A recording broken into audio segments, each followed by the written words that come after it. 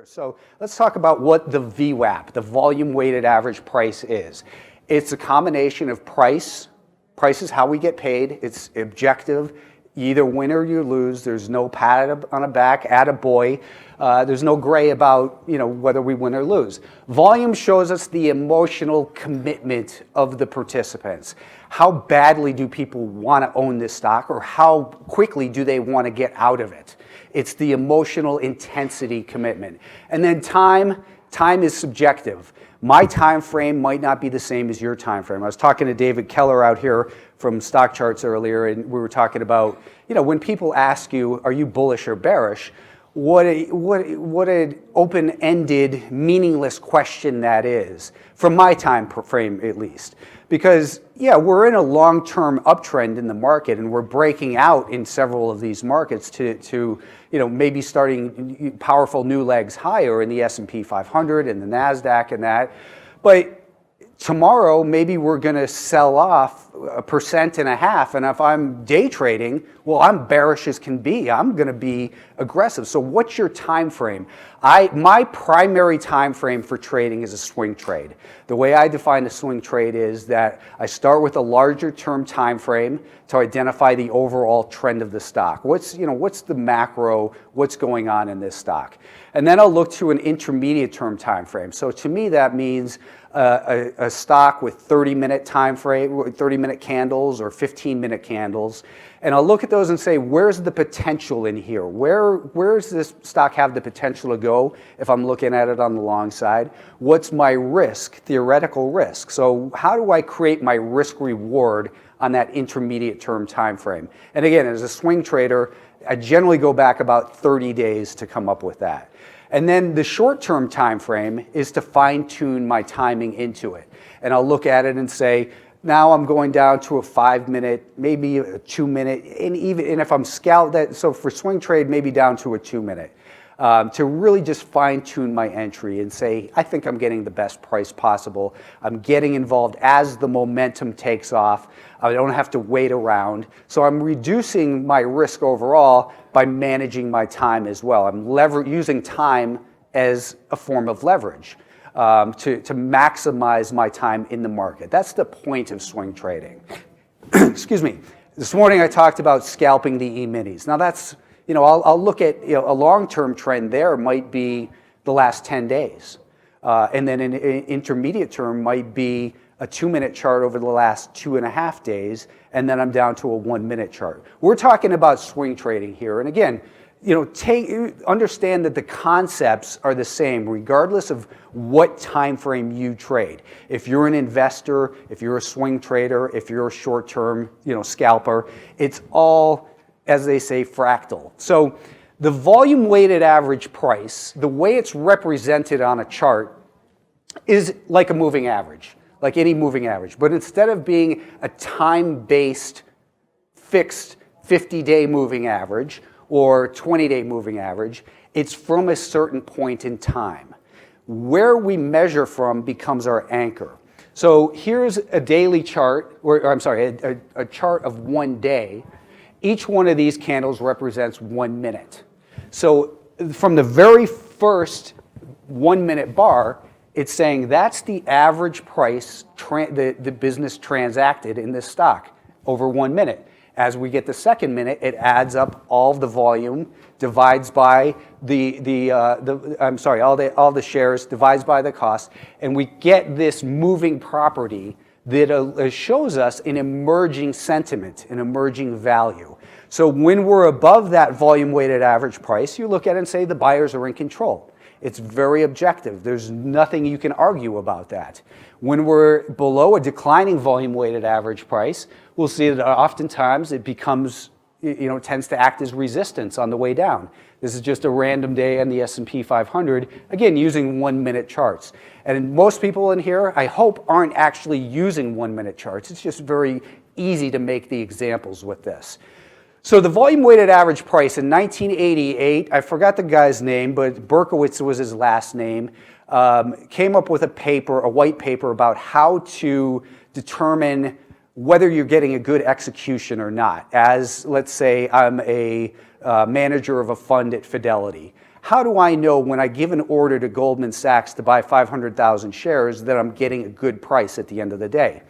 Well, so he came up with the benchmark, which was known as the volume weighted average price. It was a fixed thing at the end of the day, where they'd say the volume weighted average price was 101. The stock traded between 100 and 102, let's say, and the VWAP just happened to be in the middle. I'm just making this up, of course. But if Goldman Sachs came to me at Fidelity and said, hey, you bought your 500,000 shares at 101.20, I'd be like, dude, what are you doing? You kind of blew it. I paid an extra 20 cents per share on a 500,000 shares. That adds up. It's eating into my returns. But if they came back and said, we filled you at 150 cents, hey, great, I saved 50 cents a share versus what the average participant could look for. So that's how it started out. It wasn't until maybe early 2000s it became an analysis tool. The first time I had noticed it was in 2006 on a trading platform called Realtick, where I noticed it said VWAP and there was a trend line I could draw. And I just kept drawing this trend line and noticing that it would act as dynamic support and resistance. It would move up and down, but the buyers would emerge. Anyway, so because of that, now the way that an order for a 500,000 shares gets executed is they'll get a guaranteed VWAP pricing, for instance, where Fidelity or Goldman will say, we'll guarantee you volume weighted average price for the day. Well, how do they do that without putting themselves at too much risk? Do they want to put themselves at risk because they have a hotshot trader who can beat the VWAP and make that, if the VWAP was 101 and Goldman says, okay, we're going to guarantee you at the VWAP, instead they buy it at 100.5, well, they get to keep that 50 cents per share. So they're incented to be really good traders. Or do they want to just say, hey, listen, this is a tough stock. We're going to let the algos run it. We're going to cut it up into 5-minute slices, and we're going to say, on average, in the first 10 minutes of the day, the stock does 8% of the volume. So they're going to buy 8% of that 500,000 share order in the first 5 minutes, and on, so they don't create a market impact. They just want to be average. Isn't that pathetic? But that's the way it is. So that's kind of an advantage for us as traders, that we can try to be better than that. All these machines are running the market, but if we know what's running the machines, why can't we anticipate what they're doing and try to figure out the logic of it and use that to our advantage in any time frame? Because it's not just, hey, buy me 500,000 shares today. It's an investment committee that works over the weekend and says, next week we're going to buy another 1.5 million shares of Amazon, and we want to get it at VWAP or better for the week.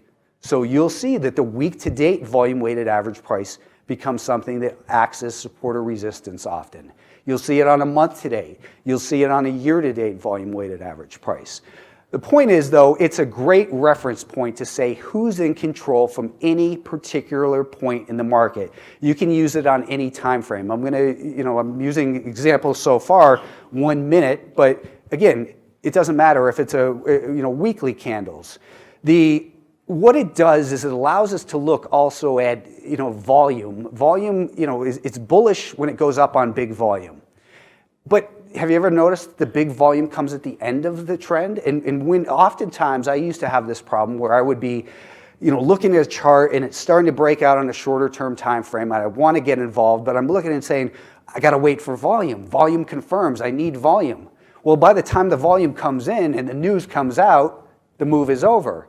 So price is what pays. We have to look at it and not look at volume traditionally. And this is an actual chart of the S&P 500 where we saw, this day it was down on real big volume. Then it was up on lighter volume than the previous day. Then it was down on big volume. And people say, hey, it's down on big volume. That's a problem. That's a warning sign.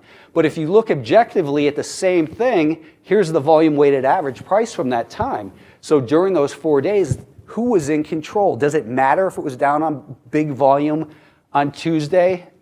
If we see that on Wednesday, the average price continues to move higher, it gives us a true assessment of who's in control. Because maybe that big red volume, occurred it closed down, but it was up most of the day. 80% of the volume might have actually occurred at higher prices when it was positive on the day. So it just gives us a little bit better, accurate picture of what this, who's in control from a certain standpoint. So the anchoring bias is, Daniel Kahneman was a psychiatrist, actually, who won a Nobel Prize in economics for his work in heuristics. Heuristics is, biases. So the anchoring bias was one of those that he spoke about. And the anchoring bias is, what's the most important in price to anyone? Myself. If I see, so they've done studies about this. If I said to the room, look at this house, this is worth $250,000. Now, what do you think it's worth? Estimates will go between maybe 220 and 280. But if I said this house is worth 300, I've anchored in your mind, kind of like a magician's trick where they, use deception and look over here, look over here. Your estimates will be between 280 and 320. So you're anchored to that first price. That's why everyone likes a sale. Hey, it's on sale. By the way, Alpha Trends, my subscription service, is on sale at the end of this. It's $7.99 regular. Remember that number. You're going to get a good deal. You're anchored. So price has memory is the point. What's the most important price? A lot of people say it's the closing price. The closing price is the stupidest price there is. You can't act at the close. It's closed. You can't do anything. The most important price is, where is it right now when I'm looking at it, compared to what? Compared to the volume-weighted average price for the year? Compared to what an analyst said it's worth? Compared to what some fund manager said he bought it at or thinks it's going to get bought out at? No, the most important price is relative to what I personally paid. Am I winning or losing? This is a me-centric business in the market. We're not here to make friends. We're here to make money. And if I buy a stock at 100 and it goes to 80, I feel like a dope. If I buy it at 100 and it goes to 120, it confirms I'm a genius. These are facts. It's like dollar cost averaging. If you look at, this is Apple over the last 6 months. If you took $1,000 per share, $1,000, and each month on the 15th bought $1,000 worth of Apple, 7 months ago, you would have bought 5 shares at $199.23. Then 6 months ago, you would have bought 5.2 shares. Last month, you would have bought 4 shares. You would have bought less shares because the price is higher. But this is your dollar cost average. That's what you have to report for your tax basis. That's how much you paid. That's your VWAP. That's your volume weighted average price. So the way, again, that it's represented is as a moving average. Who uses moving averages on their charts? Pretty much everyone, right? And most people use, I find most people use a simple or an exponential moving average. Sometimes people will be, extra smart and use a time-displaced moving average or some weird moving average that nobody else uses. But what's the value of a moving average? It's a reference point, something to compare price to, right? So we either use a simple, we use an exponential, or we use the volume-weighted average price. The volume-weighted average price is the true cost or short price from an actual point in time. So when we look at a 50-day moving average, who uses the 50-day moving average? And why do we use the 50-day moving average? This is something I talk about once in a while, right? There's 252 trading days in a year. When do companies report earnings? They report earnings every 3 months. 3 months of trading activity is 63 days. That's 3 months. January to the end of March, on average, is 63 days. Why aren't we using a 63-day moving average instead of 50?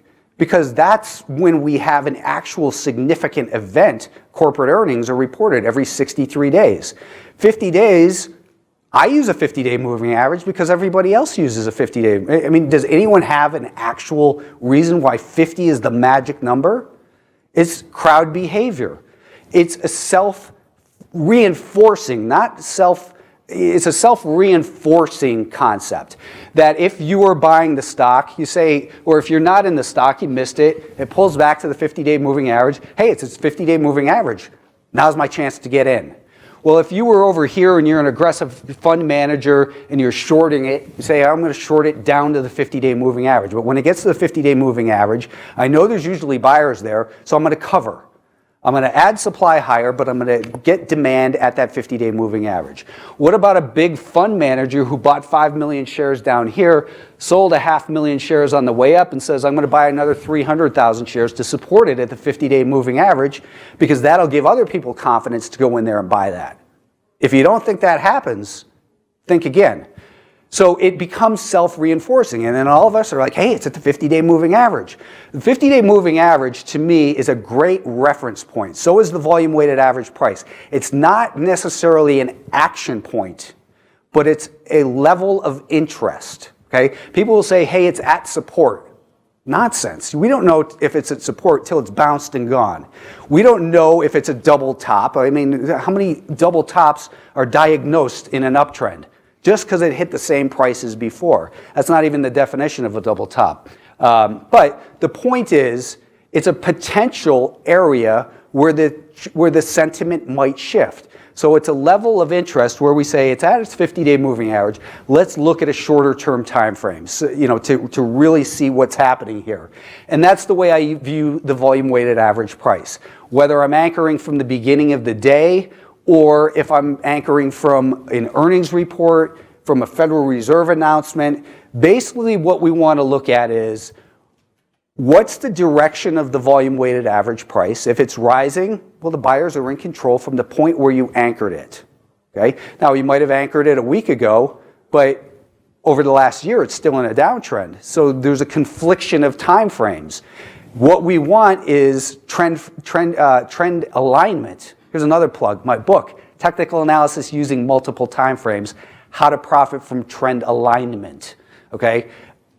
That is what we're looking for, is we're not looking for mixed messages on different time frames. We're looking for alignment where we can get in at a low risk, high probability point and limit our risk as much as we can. So a neutral, similar to the 50-day moving average. The stock is going sideways above and below it. You look at it and say, well, this doesn't make sense. Well, yeah, it does make sense. It's telling you stay away. It's neutral. There's no reason to do anything. People criticize moving averages because it might be, it's crossing up above and below and say, oh, those moving averages are useless. It's not useless. It's telling you it's digesting here. Leave it alone. Let it figure itself out. In a downtrend, it tends to act as resistance. The direction of the volume-weighted average price is what we want to look at. Here is a chart of, I think this is Amazon through 2 days ago. And here we have a 50-day moving average. That's the blue line. And, has it really been of value over the last year? I mean, it bounced off it there nicely. That was good. And kind of right there. Then it sliced down through it. And it does a pretty good job. But if we want to know, are the buyers back in control?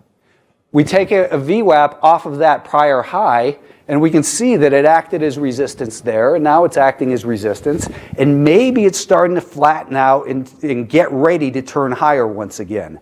It's not there yet. How about gold? Does anyone own gold or trade gold? Okay, gold, I think, okay, so here's a 50-day moving average. By the way, one of the most common questions I get is, where do I get an anchored volume weighted average price chart?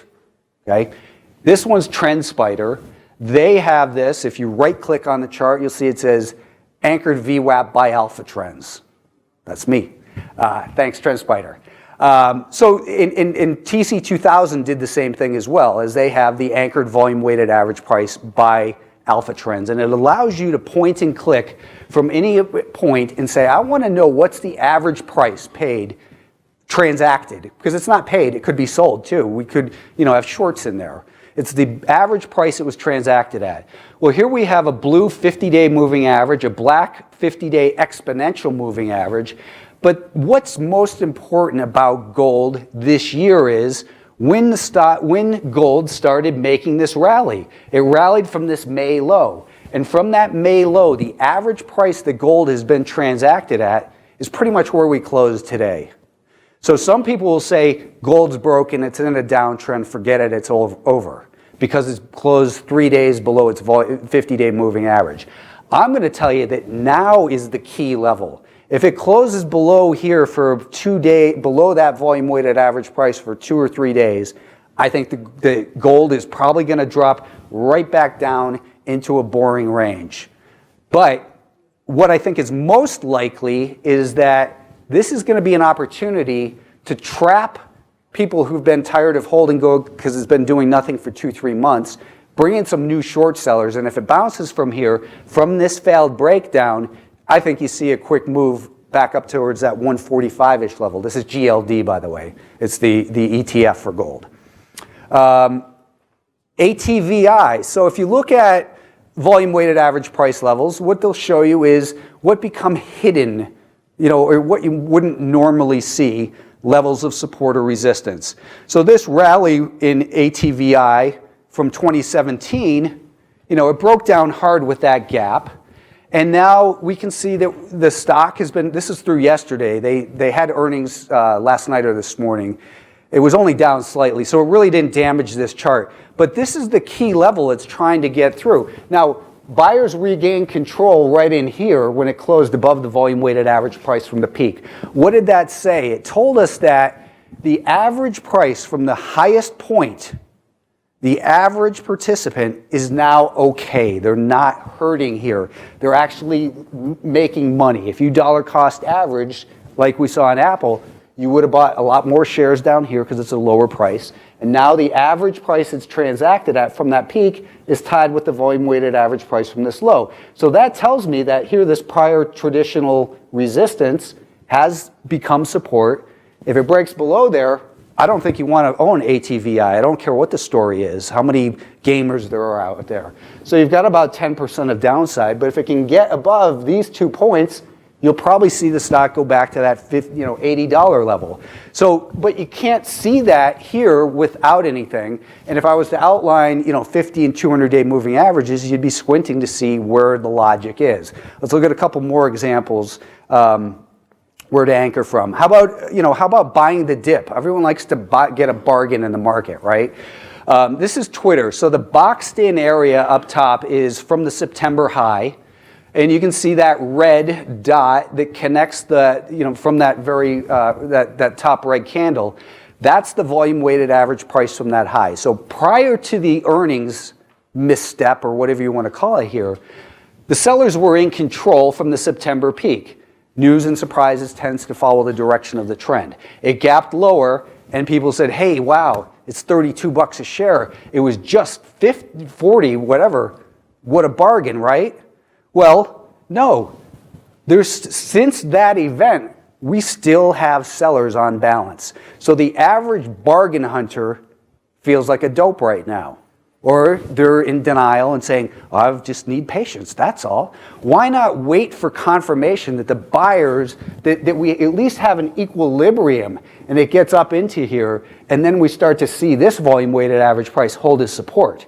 And then we can then we have a logical place for our stop as well. But when it's in free fall, where's your logical place for a stop? Is it below this low? Okay, gotcha.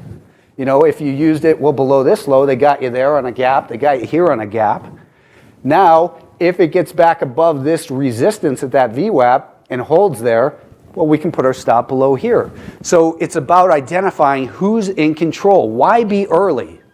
As it's said, I like to repeat this a lot, it's better to be on the sidelines in cash, wishing that you were in, than it is to be in the market and wishing you were out and thinking, why did I buy this? What a dope.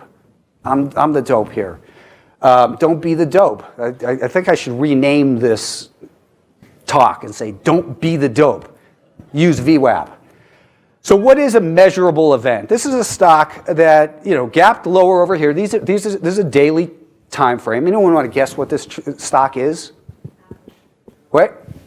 It is Apple, yeah. And it was actually, it's about 4 months old, so I removed the name because I was lazy and didn't want to come up with another example. But the point is, it's not being lazy. It's emphasizing a real point with the largest stock on the planet, right?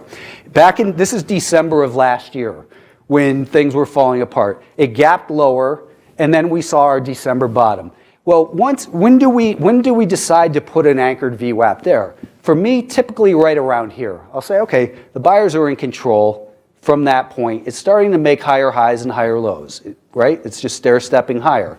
So that becomes an important point for me to look at. Well, as we get more data points, it becomes less sensitive because, the law of large numbers, or, if we have divided by 30 days, it's going to be more responsive than divided by 100 days, right? So we then look at it and say, what's the next event? Well, the next event was this next gap higher, and that was an earnings report. And on that earnings report, the buyers were still in control. It gapped up, and then the buyers remained in control up until that little shakeout right here, that one-day close below it, and then the buyers came back in. Well, guess what happened there? That was, from failed moves come fast moves. We had a shakeout.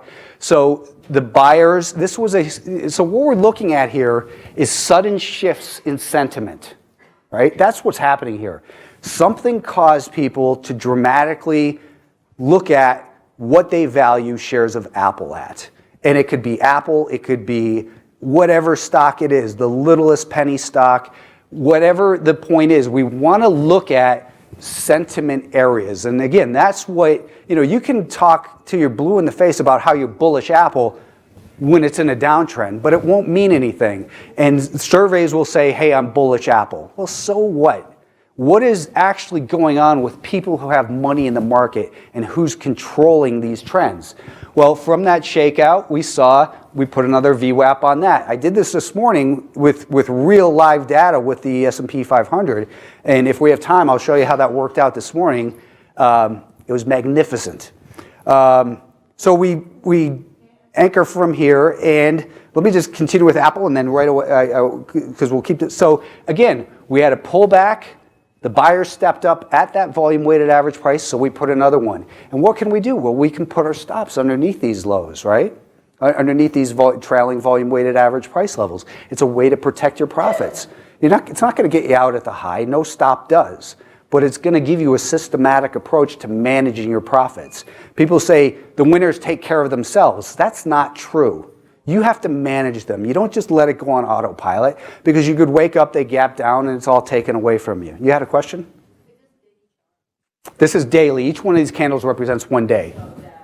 This was December, and I think that was through about June or July. That's the volume-weighted average price anchored from that point. So then the purple one is anchored from that point. So it's calculating the average price from this point forward.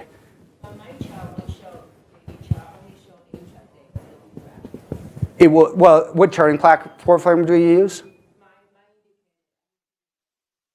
There is a script that you can add on. Just Google Think Script, and he's got it here. So yeah. Let me continue with this. Yeah, you can do it on any time frame. Let's look at Bitcoin. Anything, right? So this is, again, TrendSpider. They're great for having the Bitcoin data. We saw a breakdown last year, and then the sellers kept emerging at that point. And then we had this low. So this was the real event. That was the big breakout last year, April, in Bitcoin. We'll look at how it was supported at the volume-weighted average price. And then, it broke down through it, and it came to the volume-weighted average price from the low. We had a quick shakeout. This was 2 weeks ago. We ran right up to the volume-weighted average price from the peak, and now we're testing this one again. So my thought is, this is traditional prior resistance. Looks like it might want to hold support here. If it doesn't hold here, I think that Bitcoin is going to limp slowly into year end. If it can hold here, then maybe we can rebuild energy for a push past that 10,500 level and probably go challenge all-time highs. But it's still righting itself from the sell-off, basically, is the way. There's still that dynamic shift. If we look at, this was 2007, support broken tends to act as resistance. This is the NASDAQ. Back then they used to call it the QQQQ. And you saw that the volume weighted average price acted as support. Support broken tends to act as resistance. We can see that on a 1 minute chart. We can see it on a daily time frame here, where this stock kept finding buyers at that year-to-date volume weighted average price over and over again. What do you think a 50-day moving average would look like? It would look probably like this, and then maybe it touched it, and then maybe it's, kind of capping it a little bit. But the point is, it doesn't matter what the time frame is. Here's another one where, that support was broken and it was lights out. The average participant was losing money. I saw the other day that, Uber's been below its volume weighted average price from the IPO from day one, basically. But now it's below the average price that was paid in the last VC round in 2014. If you've been holding Uber for 4 years and you're now able to sell your stock, and you're at break even, are you gonna break even, or are you like a believer? I'd get the hell out of it, But maybe that's the contrary signal. I don't know. What do I know about Uber? Their drivers use way too much cologne. Generally speaking. Here's another one. So this stock, was holding that support nicely. It broke down. Then we put an anchored VWAP off the top, and now it's finding resistance. Who wants to guess what stock this is? This was through 2 days ago. It's $300 or so. Netflix? It's Netflix, yeah. So Netflix is still in trouble. It's not a bargain yet. It's still being sold. And will this red volume weighted average price from that July high offer resistance once again? It's at an important level. If it can get up to that green volume weighted average price, well, maybe you got 10% of upside, but still it's iffy. It's still kind of doing that balancing act. If we can we just hold the questions to the end? I saw a hand go up over here. I'm going to answer the question. Yes, we can hold them to the end. This is a neat little trick for IPOs. This is shares of Beyond. It's a 1 minute chart. This was the first day it traded. I took a picture of this because I was trading it.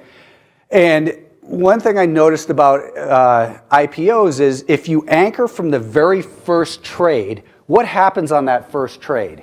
You have all these orders that are matched. So Beyond opened significantly above its offering price because that's where the market makers match the orders to find liquidity to get this thing trading. Well, those are all matching orders. They're not actual trades in the market. It's that big opening block. So that really isn't free trading. The second minute is where the real trading begins. I know that sounds crazy, but if you're really short-term trading, I'm trying to give you an example of this as well. Notice how, an hour in, it pulled back exactly to the second minute volume weighted average price. So that's important on day one. On day 2 or day 3, it's not as important, so we just anchor because we've got so many, we had 2 pieces of data we were averaging. Now we have 500 pieces of data.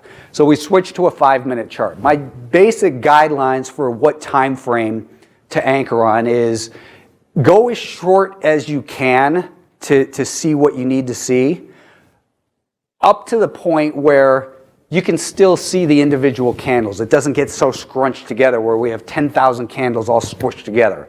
Instead of 10,000 1-minute candles, we should have 1,000 10-minute candles or something, just so it makes more sense. But 3 days or 2.5 days into it, you see that that Beyond opened on a gap lower right to the volume weighted average price from the IPO. It said there's still strong demand for this stock. Hurry up and take a picture. Okay. So that was 3 days later, and that became a significant event. So we put a volume weighted average price on that because here's a new move beginning from the very short time that this stock has been in existence. At this point, 3 days, we put a volume weighted average price on that, and look how it respected that volume weighted average price twice before it broke down and then failed, and it broke below the volume weighted average price from the IPO. Fast forward a little bit, here's I believe this is a 195-minute time frame, which sounds like a weird number, but let me just give you a quick side lesson, is that, again, go to the shortest time frame you can without scrunching it up too much. If I use daily candles, it would be this many candles, because there's 390 minutes in a day. So divide that by 2, 195 minutes is an exact half day. I don't use hourly charts. I just skewed the results. Who uses hourly charts? A lot of charting platforms force you to use a 60-minute time frame. But if you're going to use any kind of indicator, especially if you're using stochastics, MACD, whatever, what you're looking at on 60-minute charts is you have 7 candles per day. One is from 9:30 to 10, and then you have 6 more that are 9 to 10, 10 to 11. So what you have is 6 apples and 1 orange, and you're giving them all, and you're saying they're all the same. And they're not the same. So instead, what you want to do is you want to either look at 65-minute charts, because there's 6 equal periods per day, or you want to look at 30-minute charts, because there's 13 30-minute periods. 13 times 3 is 390. That's how many minutes are in a day. 78 divided by 5 times 5 is 390. 26 times 13 or 15 or whatever is, so you want to put them in increments divisible into 390 minutes per day is my point. So it sounds like weird numbers, but they're actually logical. So beyond breaks down, it had that first break below the volume weighted average price, and then it gapped up on, McDonald's was testing a couple of their stores, but that got sold into, and now almost everyone is down big in this stock who bought it in the aftermarket. The sentiment sucks. The average person, they loved it for a while, couldn't get enough of it, but now the average participant, unless you bought it in these 5 or 6 days, you're losing money. The average participant, though, from the IPO owns it at about 138, and here we are at 80. It's a piece of garbage stock. And I've heard the meat doesn't taste good either. I'm not brave enough to try it. The fake meat, the vegetables, disguised as meat. Here's another one. It works great on IPOs, is the point I was going here, and I should have introduced that better. But when you have an IPO like this one, you look at it with nothing, and then people will say, hey, let's buy it on the breakout above 12, because that's where we have confirmation the buyers are in control. Well, what if we say, let's buy it as the buyers actually regain control? The volume weighted average price was lower, and it pauses there. This is where the buyers regain control at $11.10, not at $12 per share. That's a big difference, paying $11.10 today versus $12 tomorrow. That's 8% higher. I'd rather sell part of my shares to those breakout people because they'll typically pull back. Okay, so how are we doing on time? I think this goes till 4:15, so, 5 minutes. I was right on with that. Okay, so I got my 5-minute warning in the background too, so that was good timing. So from the IPO, support broken tends to act as resistance. It's pretty basic stuff, but it's based on what is the actual positioning of the people who own the stock. It's not based on what an analyst said. It's not based on some arbitrary time-based moving average. It's based on what is the true sentiment. What is the psychology of the average participant in this stock? If you owned it at an average price of 54, like everyone did over here, and it breaks down to 53, and then it breaks that next ledge, do you feel good about it? Do you want to buy more? Or are you saying, oh, wait a minute. Look, the chart's breaking down. I'm the dope. I better get the hell out of here quick. How do you think an aggressive hedge fund looks at this? They look at this and say, ooh, Yeah, let's just smash bids. We've got 1 million shares short. Let's just smash bids. Let's keep an offer hovered above this and scare the crap out of everyone looking at their level 2 and scare them into selling this, and let's get them to panic lower, and then that big volume comes out at the bottom, and that's when they cover. That's smart money. Smart money isn't always the hedge fund, because there are, otherwise every hedge fund would be up 25, 8, 30% every year.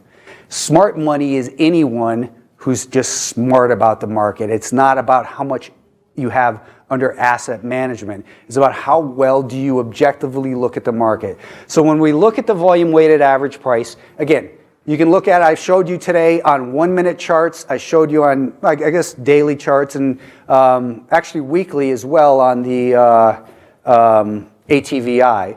So we looked at 1 minute charts, we looked at 5 minute charts, 10 minute charts, we looked at hourly 195, and we looked at daily and weekly. It's valuable on every single time frame because you can quickly, objectively say who's in control from any point. Now, if I put a VWAP on every one of my purchases, it doesn't make it important. It's only important to me. That's my anchored bias. But where is the crowd anchored to? Where is value for the crowd? Where do they start to feel pain? The average participant. What I didn't talk about, I talk about sometimes too, is we can use it along with short interest to say, what's the average price that shorts are positioned at? That way we can say, okay, now the shorts are getting squeezed because they're losing money.